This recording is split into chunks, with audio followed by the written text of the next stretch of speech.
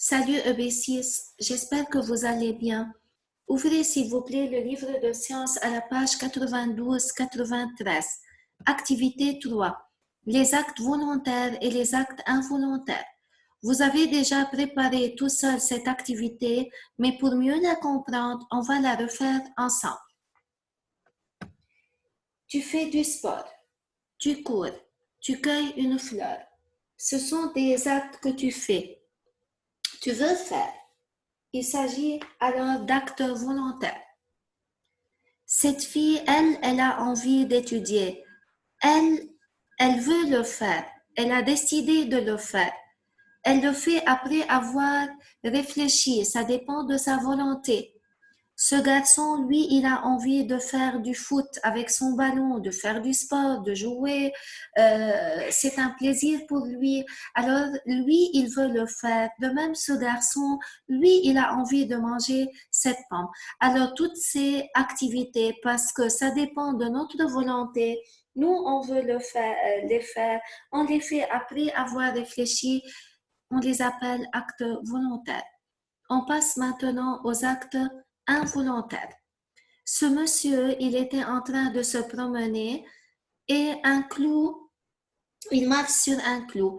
Alors, c'est pas lui qui a envie de retirer la jambe, mais tout de suite, il le fait sans réfléchir, ça ne dépend pas de sa volonté. Il n'a pas envie de retirer la jambe, mais à cause de la sensation du douleur, il a retiré la jambe sans réfléchir. Alors, c'est un acte involontaire appelé aussi acte réflexe. L'ordre va venir tout de suite de la moelle épinière parce qu'il n'a pas le temps de réfléchir.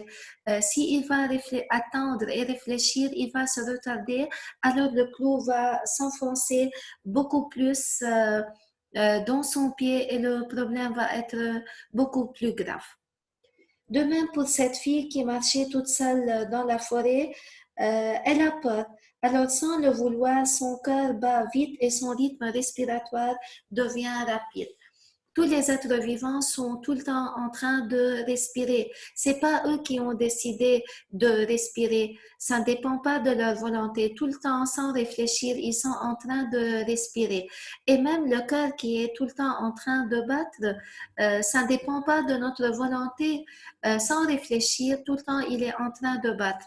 Quand il va arrêter de battre, on va mourir. Pour la respiration, on peut arrêter un peu pour peu de temps, pour quelques minutes, volontairement notre respiration.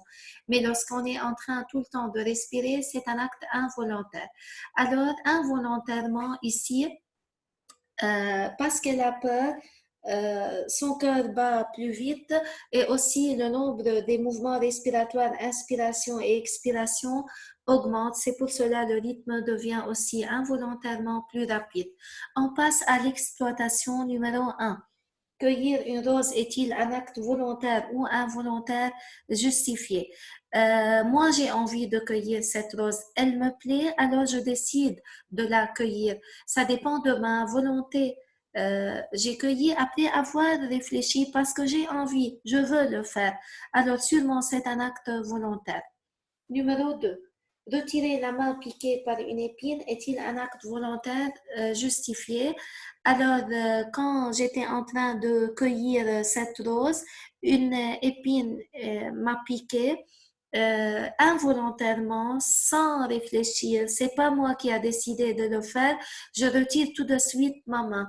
Alors, c'est un acte involontaire appelé aussi acte réflexe. Je n'ai pas le temps de réfléchir. Il ne faut pas se retarder pour que l'épine ne s'enfonce pas beaucoup plus dans ma main. Numéro 3, quel est le trajet du message nerveux quand on écrit et on regarde ce qu'on écrit? Expliquer. Voilà, ça me rappelle l'activité 2. Le message nerveux est sensitif puisqu'il provient des organes de sens, les yeux qui vont envoyer au cerveau l'information par le nerf optique et le cerveau va intégrer, ça veut dire il va interpréter l'information, il va recevoir l'information et il va décider de répondre. Il va envoyer un autre message moteur puisqu'il est envoyé aux muscles par le moyen d'un autre nerf passant par la moelle épinière vers les muscles de la main et le muscle de la main va réaliser le mouvement de l'écriture. N'oubliez pas, s'il vous plaît, pour la prochaine fois, de bien étudier cette activité avec le lexique et je retiens et de faire, s'il vous plaît, la page 96, numéro 3. Merci à l'avance pour votre attention et à bientôt.